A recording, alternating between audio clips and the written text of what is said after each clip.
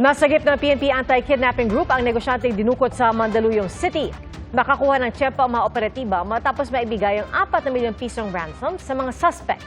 Aaktual na pagsagip at pag-aresto sa mga suspect sa pagsaksi ni Chino Gaston.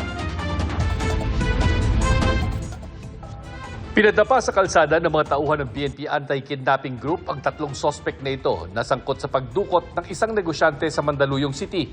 Kuha ito noong February 16, araw din nang nagbayad ang pamilya ng ransom sa mga kidnapper. Nakuha sa kanila ang 4 na milyong piso na binayad ng pamilya ng kanilang biktima. Dito na rin nalaman ng mga pulis ang kinaroroonan ng kidnap victim na agad natuntun nila ang biktima sa single bedroom na bahay na ito.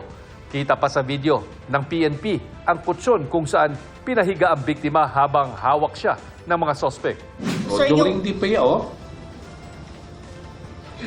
nagkaroon po ng tsansa ang ating mga operatiba na malocate ang kinaroroonan ng biktima at nang makuha ng ating mga operatiba at masigurado na maligtas na ito, ay nagsagawa na po na itong ng pag-aaresto.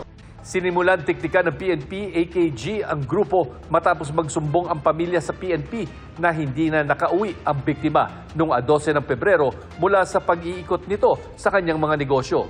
Ilang beses nakatanggap ng ransom demand ng pamilya na nagsimula sa 50 million pesos hanggang napababa sa 4 million pesos. Nagbayad din ang pamilya ng biktima ng 250,000 pesos sa mga suspect gamit ang mga e-wallet payment. Kilala na rin daw ng PNP, AKG ang mastermind ng grupo na tinutugis na ngayon. Nahaharap ang mga nahuling suspect pati na mga kasabwat nila sa reklamong kidnapping for ransom. Para sa GMA Integrated News, Chino Gaston ang inyong saksi.